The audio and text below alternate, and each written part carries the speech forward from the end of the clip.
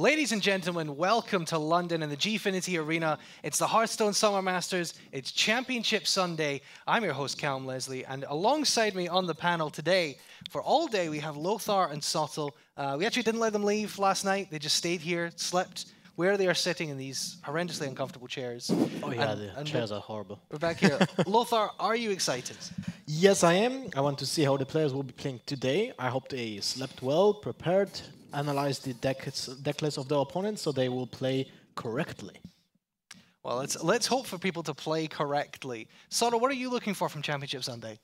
I'm looking forward to hopefully a stronger level of play than we saw yesterday. Yesterday there were a lot of shaky moments, but there were also some very strong players as well. Hawkeye in particular was definitely like showing a level of insight beyond just playing correctly. He was making strong, insightful plays. So we can look out for him to do particularly well. But even the players that we only saw once on stream, Legendaren and Unskiller. Well, let's get into that here. Well, let's throw up the groups in case you missed it yesterday. This is how it went down. Tom60229 and Hawkeye. No surprises there. Those two taking the groups. They were the two favorites from those two groups. But then coming in second place, Unskiller and Legendaren, both coming through the lower brackets of their groups. Both very much impressed as such, I think, in plays. But looking at those groups and the players who went home, Lothar, any names surprising you? Anything that stands out to you from yesterday? Well, Defilo was my wild card, and unfortunately, well, he was, kind of killed in the group stage. Yeah. 0-2. So I think Nimsh is the only one whose wild card is still, whose Dark Horse is still left in the tournament. And he can't even see Dark Horse properly. So that's maybe not that's the key to good predictions. You just don't even know what you're predicting. That's possible. Sottle, what did you make of day one? Day one was a bit of a roller coaster ride. We did see a lot of very strong play. We also saw some questionable play. We've spoken with a few of the players about some of those things, and we have a bit further insight that we might be able to get to later. But we've really refined the field now down to Hawkeye and Tom. That pretty much everyone would have picked them to come out of their groups. They were the two players that were picked by all of us as the favorites. I think everyone, we picked one of the two of them to win the tournaments, and then joining them are the two other players, Legendaren and Unskiller, that I think. What little we saw of them, they were the ones that we really had very few criticisms about their play.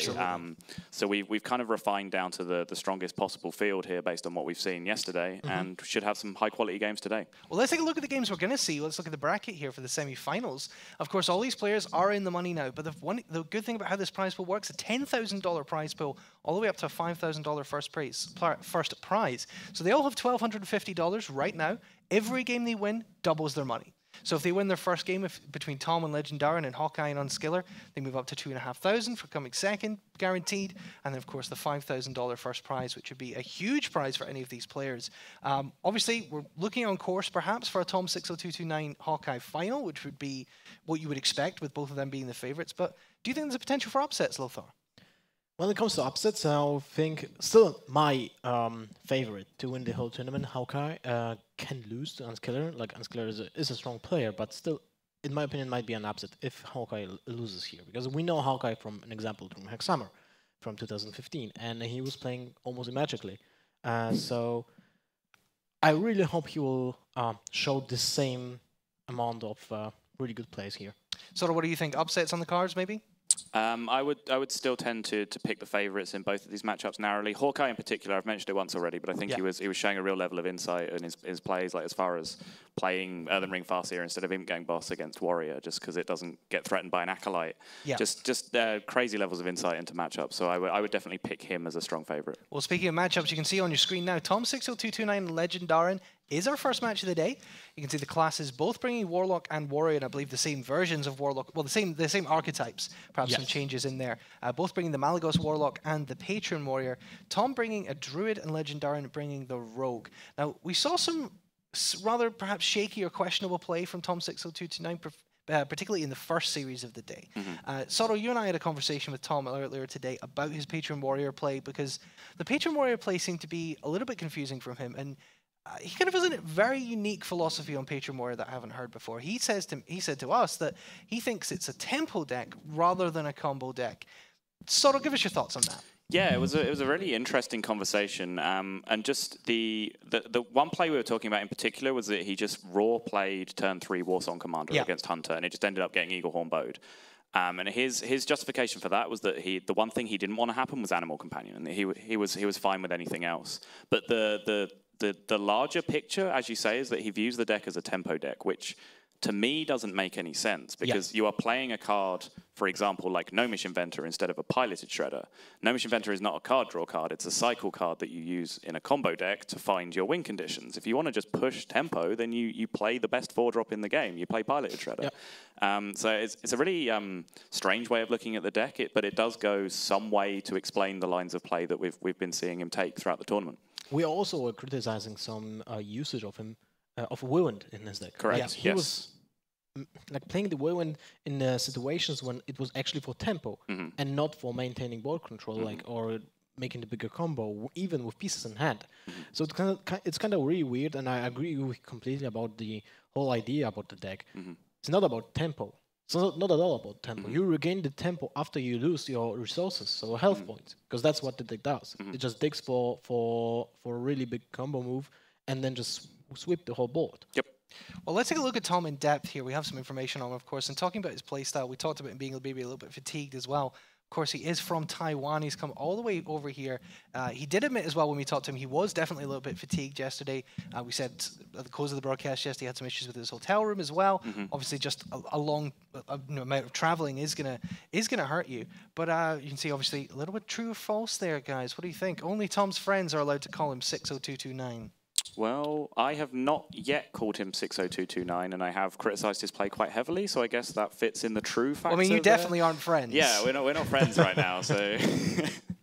I would say no one puts that, something like that, I mean, no one puts it in his nickname a part of the name when he doesn't want to be called like that, right? That's very true. So I think that's false. I think that may be false, but we'll have to get some confirmation on that. 60229, I believe, his primary school is kind of kindergarten registration number, I think, if I'm correct, was actually what the number is. So it's something that's been with him for a long time. Let's talk about Legendaren for a second. He's a player who is a familiar name to a lot of people who've maybe been following the scene for a long time. Hasn't necessarily been around recently, but he's certainly showing this tournament he's a very strong player, as you can see from information there. Also a background in PV World of Warcraft and that kind of thing. But it's true or false for him, took his name from an iconic range of IKEA coffee tables. That sounds very possibly true to me. Legendaren is definitely something IKEA would name furniture. The thing is, I think the true or false is he named after the table, or are the tables named after him? Ah, that's a much better question. Maybe he's such a legend, Aaron, in Sweden, that they named a set of coffee tables after him. Who knows? But what did you think of Legendaren's play yesterday, Lothar? It was solid. It was solid, like... I didn't have much questions about his plays. They really made sense, and even if they were subpar, they actually met. There were expectations of him doing that play and making just a different route, because we see both hands, so we can analyze the correct play. But when a player sits in that the chair and thinks about the possibilities, sometimes he takes the more risky route or just different play, which makes sense for him because he reads the signals differently than we than us here, and we make different assumptions because we have all the information. But in the overall, Legendary was really solid yesterday. Going to be an interesting game, guys. Let's get some predictions. Sorrel, who's going to take it? I'm going to go with Tom. Lothar? Legendary. Split up here on the analyst desk. I'll take it down to our casters, Nimsh and Raven, and see what they think. Take it away, guys. Thank you so much, guys. Raven, I'm so excited. Tom60229 versus Legend. Wait for it. Wait for it. Darren. Oh, God, I don't know where to start with that one. But yeah, it's going to be a really good set of games. I'm really excited to see Legendaren play again because we only saw one set yesterday. And he looked like, as the guys were saying, he looked like really strong, sort of steady play, really knows the game well. So, and Tom, maybe we can see a bit of a turnaround from yesterday. He did manage to qualify, though, so he might have done a few shaky plays, but he still did it. So as long as you do qualify, he can now shift his focus onto today. Yeah, also, like the guys mentioned that he's playing Grim Patron Warrior as a tempo deck, but he is here in the top 4, and it's looking good. So if Tom actually plays Patron Warrior as a tempo deck and his handlock as an aggro, I'm fine with it. Yeah, well, at the end of the day, whatever works. If that's his thoughts on the deck and he wins with it, then fine. Exactly. I'm not going to argue too much with him. He's sat there and I'm sat here, so... Oh, man, he's opening with the Malygos deck versus Green Patron from Legendaren. What do you think is good in this matchup? Yeah, I think there's a couple of ways to play it, really. I think the Patron deck can definitely just do what Patron does. create a lot of minions on the board and push like that, or potentially Frothing Berserker combo. They're going to work in a similar way in terms of getting, trying to draw for those combos, but I think if the Warlock player can actually just save the board clears and threaten the patron boards, he's going to probably do really well. Oh man, and we jump into the game already, so we can see the hand from Legendaren. Tom is conceding his hand for now, but this is a good mulligan. Even though there are all the combo parts, you don't want them. You want card draw. Yeah, I think it's not like the Patron Mirror, where you want the key cards early. I think you need to just wait, draw into them, and also, there's an option to just build up a lot of armor as well, because if you've got so much armor, even with Malygos down, there's only so much damage you can do as well. So you could maybe see some defensive armor smith plays. Oh man, I'm so happy that both players are actually playing Malygos deck in their lineups. I love the deck, and I love to see it explode. Yeah, it's always fun for at least one of the players and the viewers to see Malygos combo someone down from quite high health totals. That's certainly true. By the way, I didn't ask you, who do you think is going to take it? It's a real tough one.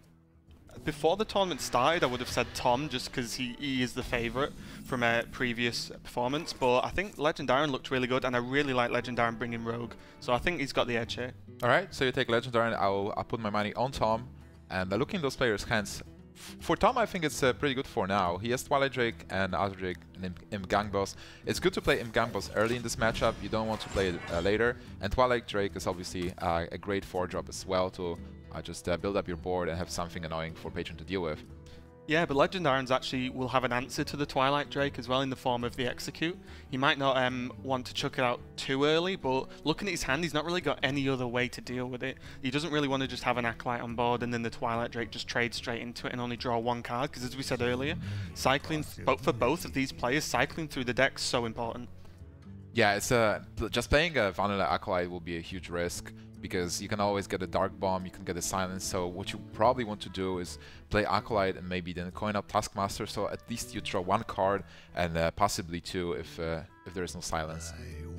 So for Tom here, I believe it's just an Imp Gang Boss turn. He goes for the tap.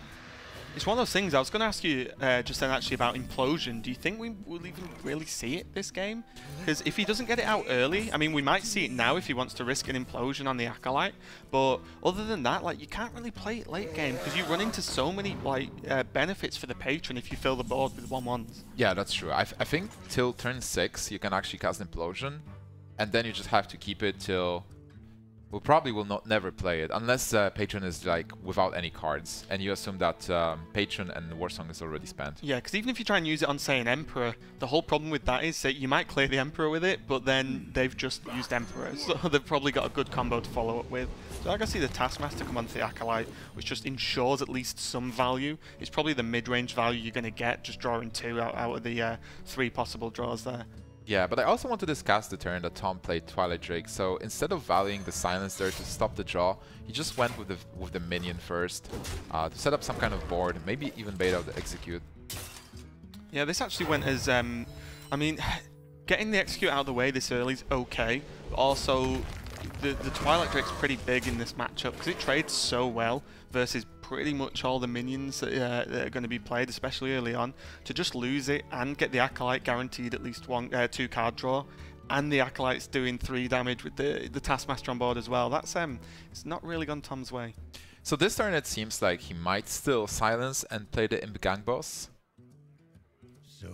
And he might actually be going for it. He sees that 1 card was already drawn, but 5 cards in Patron's hand is not that much, even though it might sound weird. Yeah, it's not too terrible, and you've seen 1 Execute as well. You've seen the Taskmaster, so slowly just reducing the sort of funky options you can do with Patron to clear. And like you said, if he doesn't get the Imp Gang Boss out now, is he just not going to play it for most of the game, if not all of it? That's why personally I would like to see it on turn 3, but yeah. He didn't play, he did tap. Okay, so back to Legendaren. What can you do this turn? You do have Death Spite, which is amazing. Yeah, I don't know if I even actually like Death Spite over the current weapon. You can clear and then you can clear the board up, and then set up Patron Whirlwind for next turn.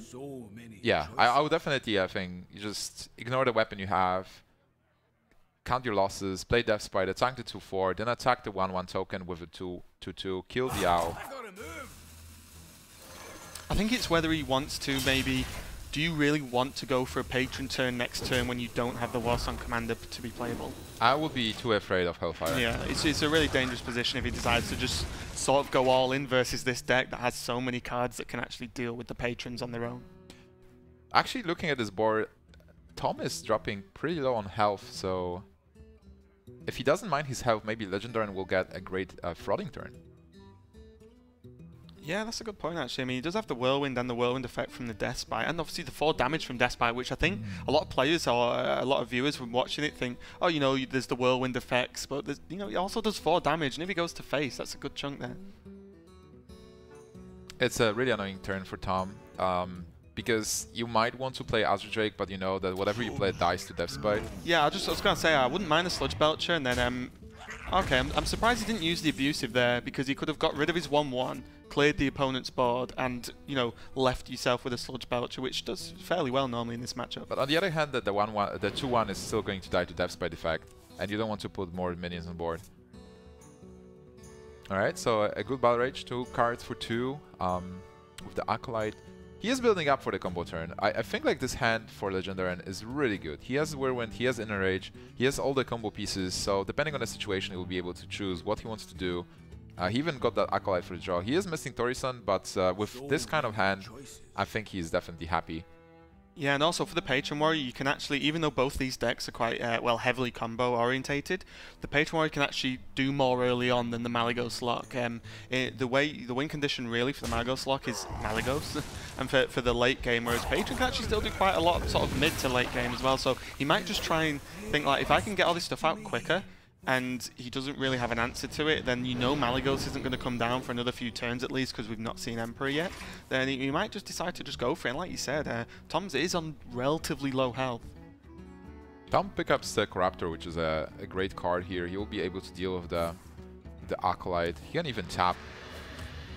Yeah, I think squeezing the tap-in's really good here, because what else was he going to do? Everything else wasn't really going to accomplish anything. So just cycling through. He does cycle into an Implosion, but... There's the Torisan! That's definitely what he wanted to... Well, that's definitely what Legendaren wanted to see there. So he can just drop this, and even the Armor Smith as well. The Armor Smith next turn into like a couple of Whirlwinds is just going to make him so much more safe versus Malygos. I think he's just winning next turn with Torisan. Because next turn, everything will be cheaper. Throttling for 2, Warsong for 2, that's 4 mana. 8. Yeah, he can play everything next turn. Basically play Patron, Warsong Patron, Throttling, Whirlwind, attack with the weapon, and that's... that has to be lethal. Yeah, we can actually see that there's not really too many answers. I mean, Shadow Flame doesn't really help either. I mean, he can kill the Emperor quite easily, but everything else is just going to cause him more problems by filling up the board and buffing a Berserker.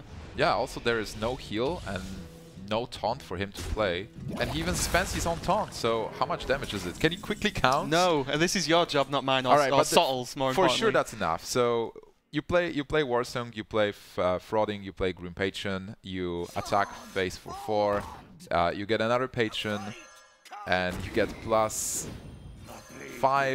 and then you get Whirlwind. I'm going to go with what I normally do when I play Patron in this position and just say it'll be enough, do it. It looks like a good turn, so I'm going for it. It's certainly enough, like not even counting that Patrons can attack face.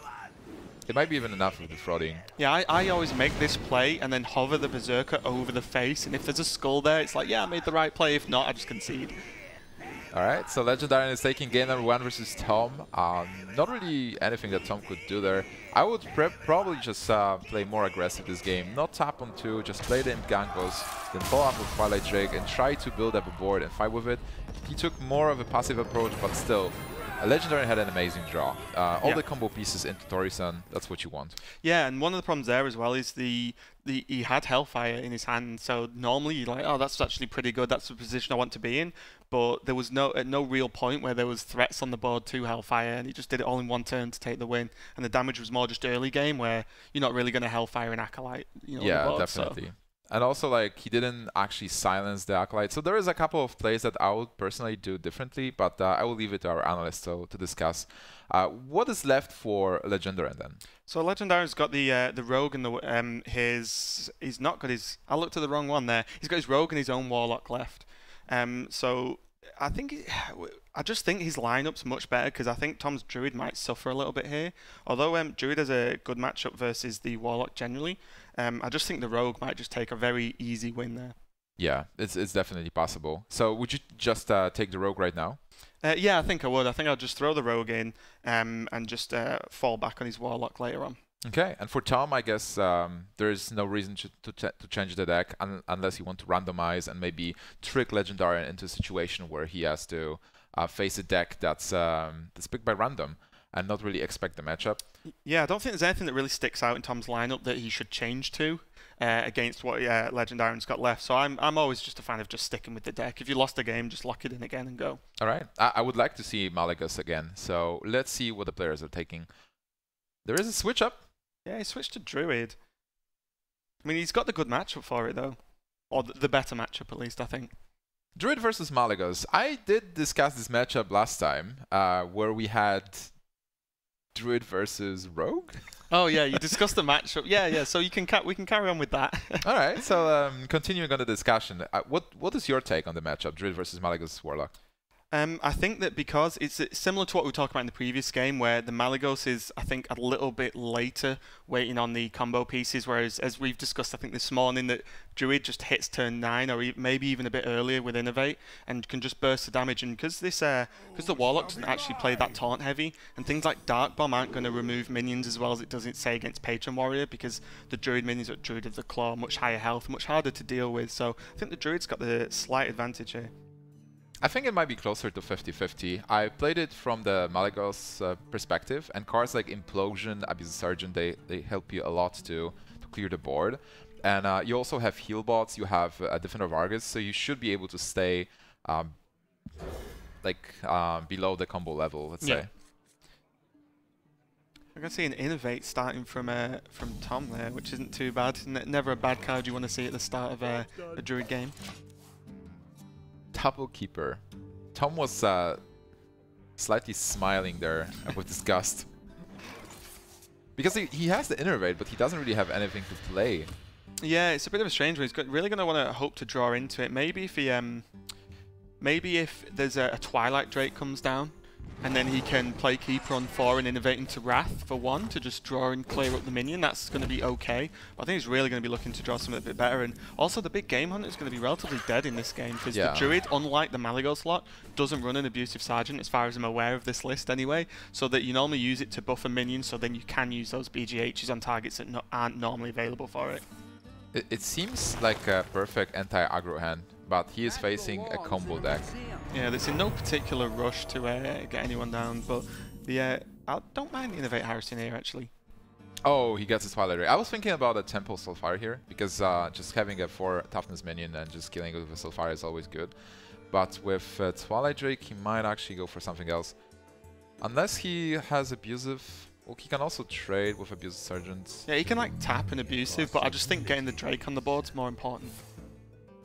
But then again, like the Drake will be contested by Harrison Jones, so I like Abusive here. And you know, you want to tap with this deck. You want to draw your combo pieces. You want to get the Tori-san. So whenever you have an option to tap, you probably should tap. Yeah, true. And to be fair, as we said earlier, like Legendaren's not in a particular rush at the moment. He just wants to cycle through and get to the late game. Do you just see Keeper of the Grove to kill the Abusive? Or would you rate coining out the Druid of the Claw here? What about just Raft the 2-1 and Hero Power? Yeah, I wouldn't mind that too much. I think you kind of want something on the board. Just because the Druid's going to probably want to get the health low, especially because he's got 1/2 of the combo as well. So as soon as he... And if he holds on to coin, he can do that combo just that little bit sooner. So we can probably definitely going to see the Wrath for 1 just to cycle, I think, next turn. Yeah, that's for sure. We can see a small observer bug right now on screen. We are going to fix it in shortly, so don't worry. You can still see most of the board though, so that's not too bad. When that bug comes up across a board full of minions, it's like, okay, might have to just slow this down a little bit, but we can still see Legendaren's hand. And he's actually got Malygos double Dark Bomb and a Soulfire and a Mortal Coil. That's not too bad as long as we see Emperor soon. Yeah, if he gets Emperor, this hand is just beautiful. This is everything you want. He still has some tools to fight the board, whatever Druid plays, and we know that Tom has a super slow hand. So Tom is giving enough time to Legendaren to actually accumulate all the combo pieces. And because right now the one player who has tempo is Legendaren, he can still tap. He is in no risk of combo, as we discussed in the beginning. So he's just going to trade and go with the Druid of the Claw instead, which is fine. It does well versus the Drake. It's just something you've got to be wary of. It's not quite Malygos, but the Drake's still +1 spell power, and this deck runs a lot of spells, so it's going to make it a little bit easier for Legendaren to clear up there. Yeah, also using Dark Bomb here and Moracle, that's 6 points of damage, where normally it would be just 4. I'm using the Azure Drake. And the like card draw. Oh yeah, and the card draw is amazing. And he could do it because normally you don't want to spend your Dark Bomb in this deck, but when you have 2 and the Soulfire as well, you can definitely use your spells to get board advantage. If he only had 1 Dark Bomb, then maybe he might have thought of a different play there just to try and save it, especially because he's got the Malygos.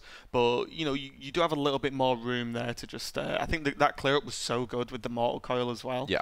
And he drew into another Mortal Coil as well. So if the Drake stays on the board, then it's just even more value. Yeah, it's just amazing how much value you can get from the spell power in this deck. And he has the Iron Migao for Sylvanas. He picks up Corruptor as well. That will be a great deal. He's the one with the board. And this is what happens with this deck. Like, a lot of people are saying that Malygos is the way to win, but how you win is actually with those minions. Yeah, there's a lot of mid-range minions you can drop that are really difficult, especially for a Druid to deal with, because just as we saw then, Swipe's great. It removed one of the bigger minions, but you know, you still got all the others, and there's no easy way to clear up unless we're going to see maybe a Poison Seeds or something in this deck, which I doubt we're going to see. Yeah, Tempo BGH. Are we going to see a Tempo BGH? He recognizes that, as you said, there is no good target for the BGH unless... No, there's no good target in this deck. No way. A Dr. Boom, mate. But is there Dr. Boom even in this list? I've not seen it. I don't believe so. There could well be one. I just don't recall. Because we've only seen... yeah, we've cast Tom a couple of times, actually. I'm not sure. I think there is. Like, normally you do play one Dr. Boom. There's no reason not to. It's still an amazing card. It's just being played on turn 7 helps you to win the game, to push for the combo and the win condition. Yeah, I think the issue there with Tom is because his hand's so bad at the moment, he just needs to at least put something on the board and put some pressure out. Well, Twilight Drake is an amazing card to play. The only question is, do you follow up with the Dark Bomb into the 4-2? So I think Legendaren is going to clear and use one of the use the Dark Bomb because he's got double Drake. Like you said, you can actually just win with the minions that Malygos Lock has, and again, it's something we discussed again with the Druid combo. At this point on 22 health, we're edging towards turn 9, you've always got to be a bit worried about if there's minions on the board, especially 4 attack minion, that becomes 6 with the combo, so that suddenly bursts you back up. You know, he would have done 20 damage if he could get the combo out with that minion still on the board, so you've always got to be a little bit wary, but the clear up from Tom there is pretty decent. He does take he did take 4 to the face there, but again, he has another minion on board, so if he can just really quickly get into that get into the second piece of his combo, we can actually push out quite a lot of damage. Double heal bot coming from Legendaren as well. It's really interesting how Legendaren is forsaking the combo, more or less. Well, he has Malygos Soulfire, which is 9 points of damage, but he did use double Dark Bomb, so he wants to focus on the minions. On the other hand, for Tom, this is one of the... He needed a draw, so at least he is going to draw some cards next turn, but what he really wanted was a Forger, like a Pilot Shredder maybe. Oh, he's going to go with a Savage Roar, though. It's a real tough one. I mean, he doesn't have much else, but with double card draw, I don't know if Savage Roar there was a bit too much of a commitment. Because now if you like top deck the other piece of his combo, there's still like, you'd imagine this is running double combo. So 2 of each card there. Like, the odds on him drawing after 2 more draws as well as his normal turn draw are pretty high. Yeah, at this point I have to give an edge to Legendaren for sure. He has all those cards. And after seeing double Keeper of the Grove, what's the way to deal with Malygos? When he just hard casts Malygos, let's say next turn, how is Tom going to deal with that? Yeah, I'm a little bit surprised that he could have actually just Malygos... did he have the Mortal Coil? Yeah, I'm surprised he didn't just Malygos Mortal Coil onto the Drake there. He might be just keeping Malygos to have the combo possibility. What is the card that can actually deal with Malygos right now in Tom's deck? Maybe just combo out and kill it with a combo. Yeah, and there is the combo as well. So that would have been a full combo if he hadn't used the Savage Roar there. I think he's just in a rough position because he did have to do something. He couldn't just sort of pass and just let the Warlock grab another turn. Lotheb's going to come down, at least lock out the crazy spells. But as we can see, and as we said before, the minions are actually just going to do a lot of work by themselves anyway. Yeah, without the Lotheb, he will be dead to the Malygos Soulfire. There is 8 points of damage incoming, so it's not like Soulfire can be cast this turn. But still, Legendaren is an amazing position. And Defender of Argus, such a nice card to get. Yeah, I think Healbot Defender of Argus just secures you the game massively here. Yeah, you can even ignore Lotheb and just go for face, I believe. Oh yeah, definitely. You'd leave Lotheb up, because even with combo, like you've got 2 taunts to get through. Even though Lotheb's going to hit for 7, and the Healbot taking you to 24, so you're ultra safe, and I just think this game's going to be quickly wrapped up, and looks like Legendaren's going to be 2-0 up. Yeah, that's it for Tom. But that was a terrible Druid draw, and I think we talked about it, like, Druid can win most of the games if it gets the correct cards, but sometimes it just doesn't work. Yeah, I mean, also going back-to-back of the Wild Growths as well, and he wasn't even already on 10 mana either, so he couldn't have really chained it. He would have had to play them both, but only draw once, so that was really unfortunate. If you draw on turn 10, at least it's double draw on the same turn you've drawn into them, so it's not too terrible, but having to just do it like that was horrible. And he now has to use another part of the combo to just clear up the board, but we know it's not going to quite be enough when Malygos Soulfire is going to come down. And even though Legendaren used like both Dart Bombs and some other cards to clear up, he still easily had enough to take the game there. Yep, a Malygos finish. So Legendaren showing Tom how to play this deck passively. he did play Imp Gangbos on turn 3. Yeah, yeah. And he stumbled from there. Yeah, it wasn't too great, unfortunately, for Tom.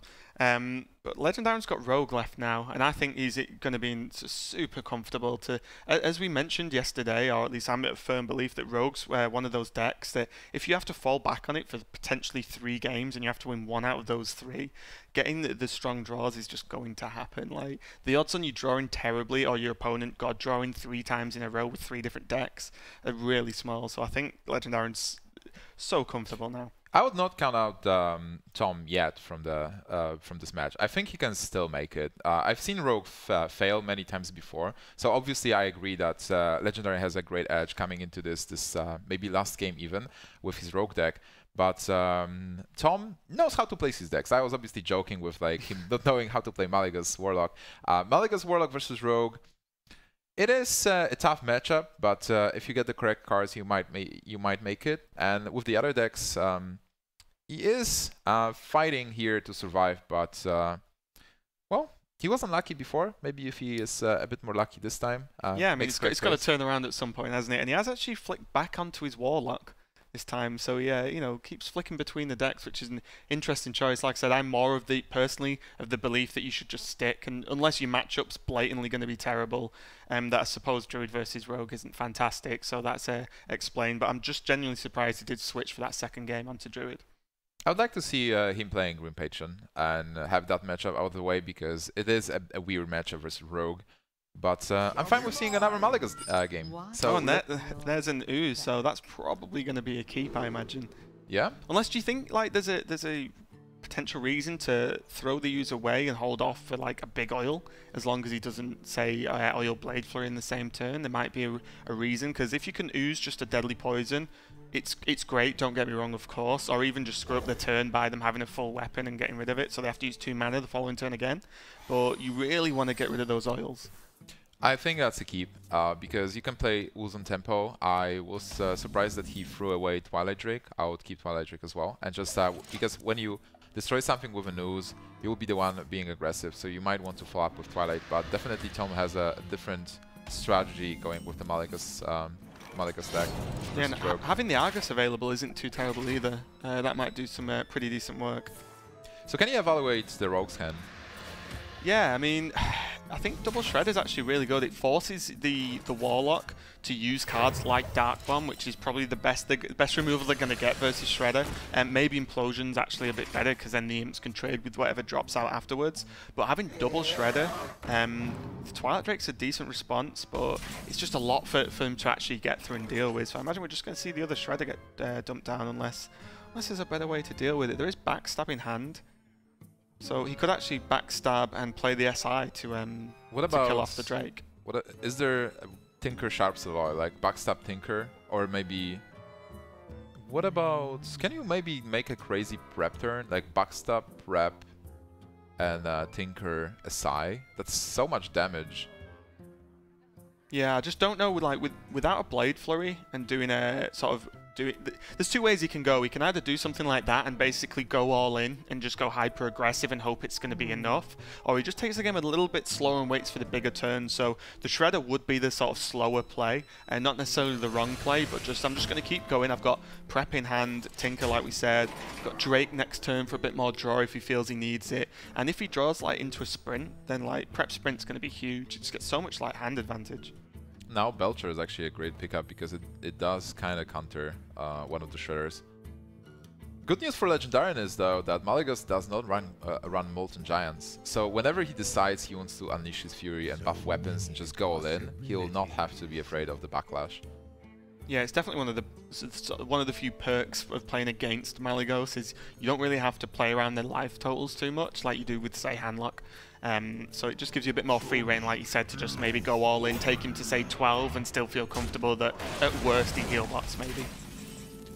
So Tom decides to go with the Sludge Belcher instead of Hellfire and just keeping Hellfire for a different turn. From Tom's perspective, he just needs to clear the minions as much as possible.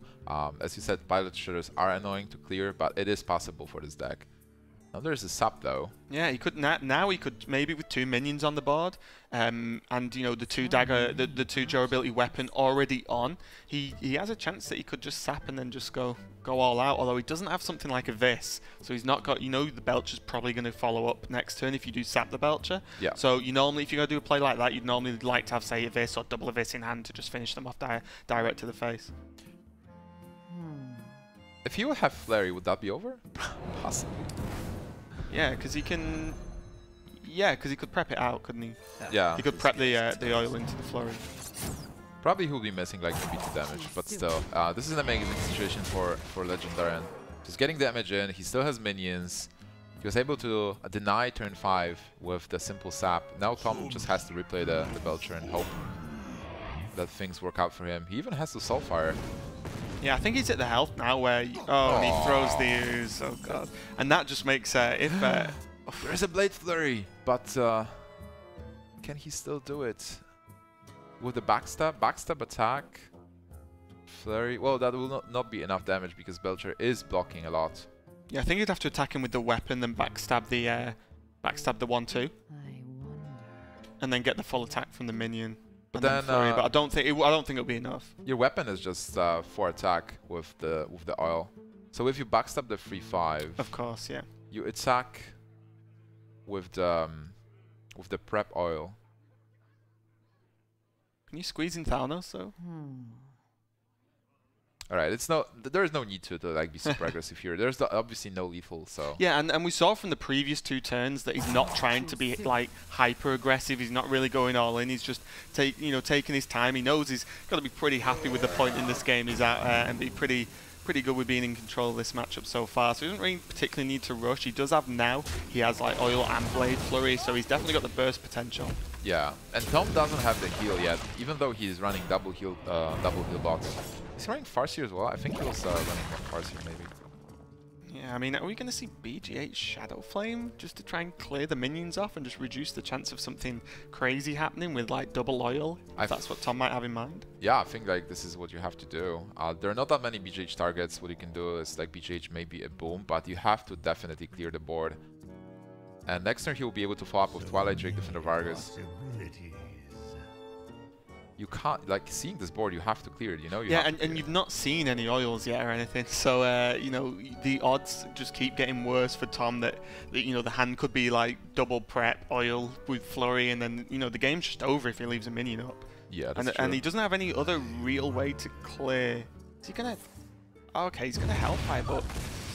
If he's going for the Hellfire, how much damage he's just done 3 damage to himself, though. He does get the draw from the coil, but... And he's tapping. Okay. Oh wow, if he tapped there's 4 plus 5, that's 9 damage incoming.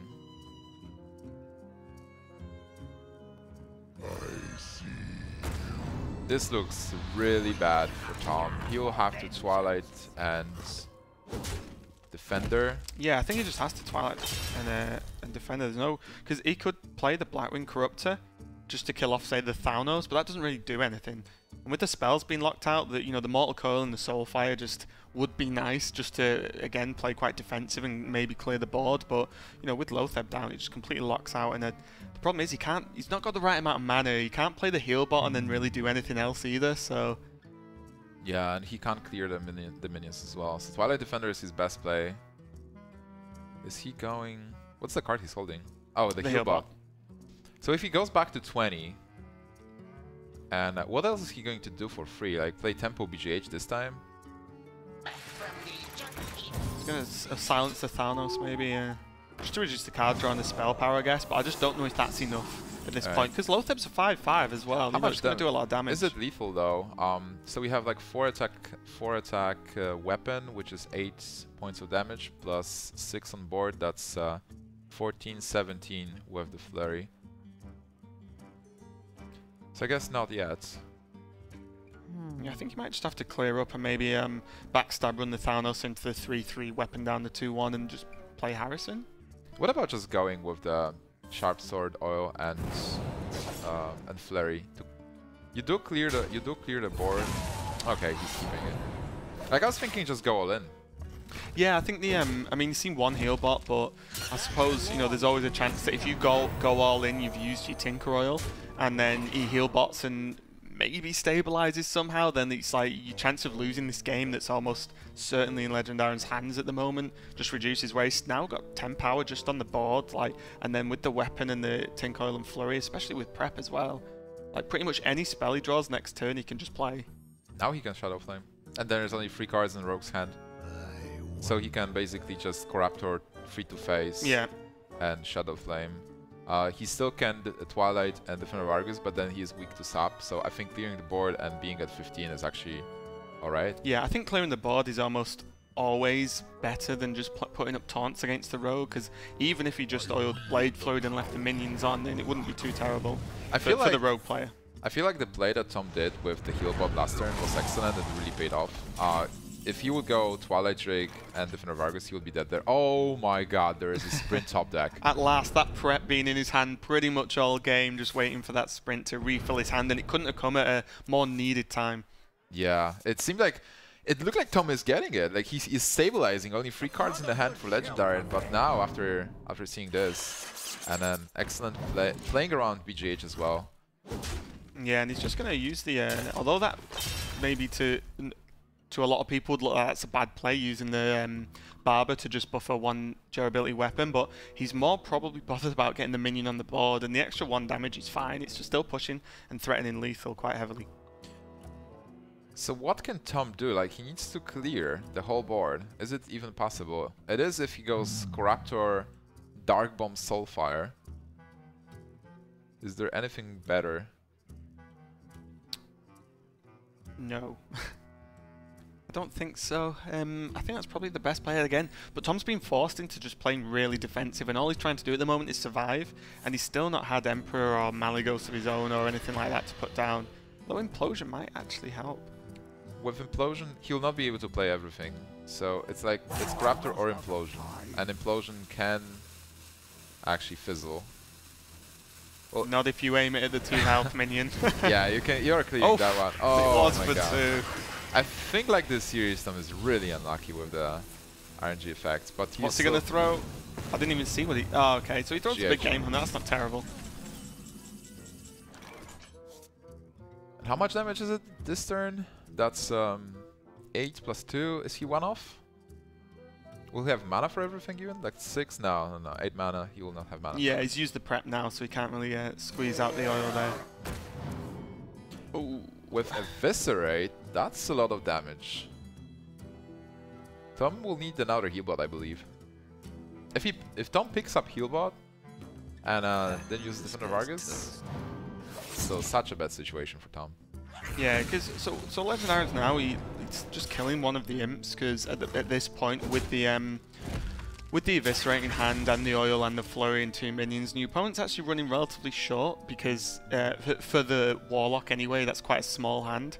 And you've already seen one heal bot, so I think you're pretty confident with the Abyss to just go for it. You can play everything next turn, and even a sap's pretty safe because any sort of taunts come down, like, not really got the mana to taunt up too many creatures in this deck. You normally want to play Argus on a board that already has the creatures down to be able to squeeze some extra minions on board. He's going to coil into the dark up the dark bomb. He's still alive. Tom is a survivor. Oh, it's still lethal? If he has to create a weapon again, that's 6 mana. Oh wow, it's actually lethal. Anyway, right? This is 4 plus 4, 8 plus Eviscerate, that's 12. Yep. It looked like he was... And with Deadly Poison as well also helps.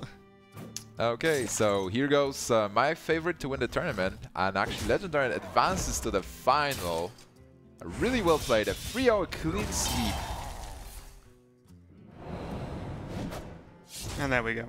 Yep. The Eviscerate to face the finish. So, I mean, again, Legendaren just played really secure. He just did everything right. I didn't really pick out anything that I particularly disagreed with too much, and just really steady play, more of the same of what we saw yesterday. So I'm really glad he made it through, actually. And again, I keep saying this, but I really like the rogue pick in Conquest at the moment. So and it paid off. Well, I can't be too sad because Malygos Rogue advances as well.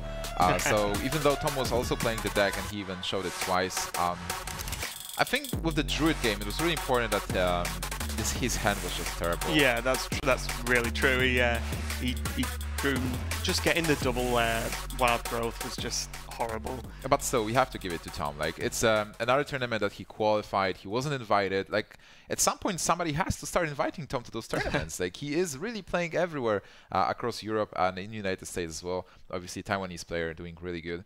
Unfortunately, he falls down again, so he still needs to maybe work a bit to get his first tournament win, major tournament win, actually.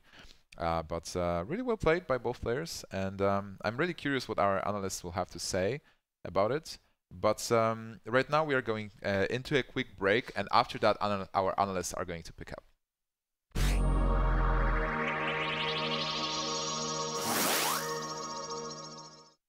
And it all comes down to this Stormwind champion versus Ogre Brute. I'm feeling really good about Stormwind here. Whoa! Am I seeing this right? Could be a scare tactic, Bob. Could be nerves. I don't think scare tactics work with ogres. You know from experience. Okay, well, let's not get into my personal life. Hold that thought. Looks like we have a substitution. It's Tankmaster Overspark. This guy's a very technical player. His game's about nuance, precision. Whoa! That's Hearthstone. Play free on your phone or PC.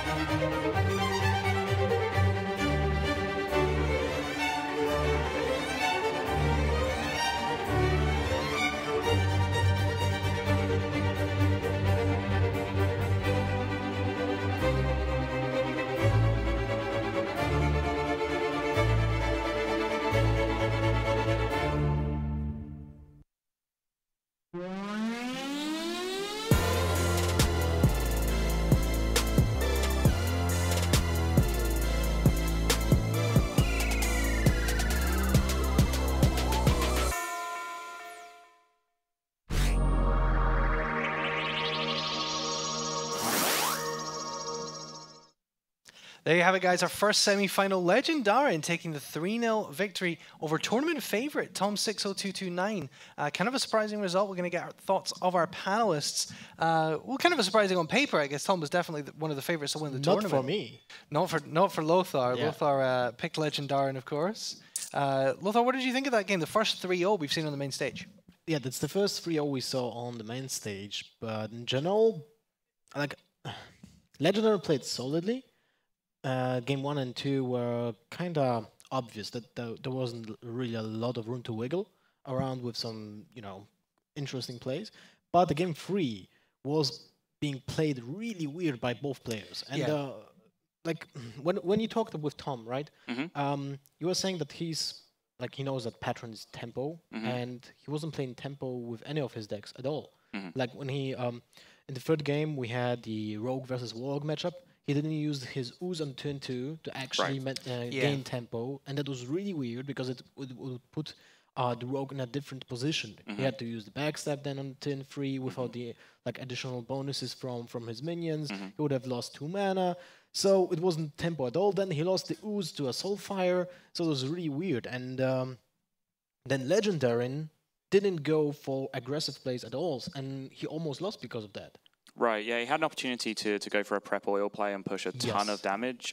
He would have had enough mana left over to play a Blood Mage on the board to essentially double his outs. He didn't have any follow-up damage in his hand, but he could play Blood Mage, try and get himself 2 draws the following turn. And any draw like a Blade Flurry and Eviscerate, anything like that, and he's looking at just sealing the game on the spot. It was tin 5 for him. It was like 2 mana sap, prep oil, play Falnos after the oil, so you push for damage, just ignore the creature. Then you did play sap on the Belcher, so you know that will be Belcher back on the board. Right. And you have no answer back to the Belcher when it actually is welcome back to the board. Yeah. So what I would like to see in that last game to keep like the aggressiveness, to maintain the aggressiveness of the rogue, because that's how the pros are playing it. And when you see players like Colento, like other the top pros who playing rogue, they're always going for the aggressiveness. Sure. Because the deck is all about blowouts, like massive damage, like Blade Flurry, Eviscerate, and it's all happening in one turn. Give us that sound again, Lothar. Okay, cool. Just checking. Let's take a look at the bracket here. Obviously updated with our first semi-final. You can see Tom60229 sadly following us, leaving the tournament.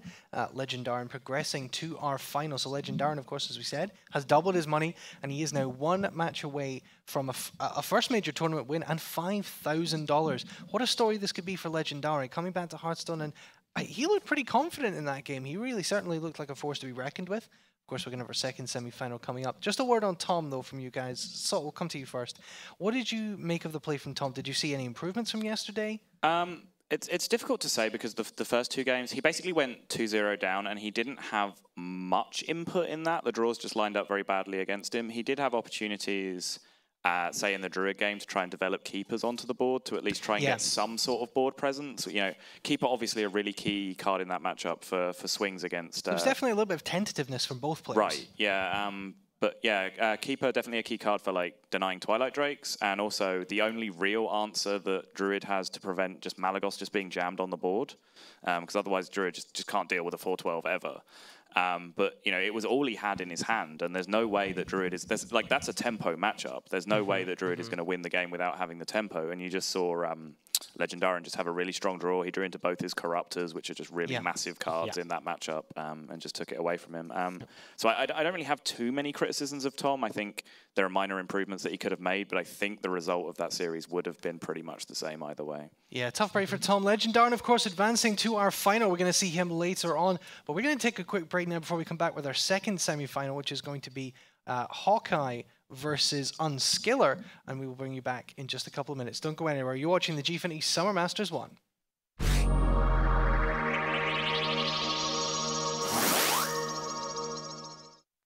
One damage away from victory, they bring in Matter Bomber to seal the deal. Now this guy really loves dynamite, Jim. But it doesn't look like it loves him, Bob. He's blown up his own team. 5 for 5, though. Hearthstone, play it free.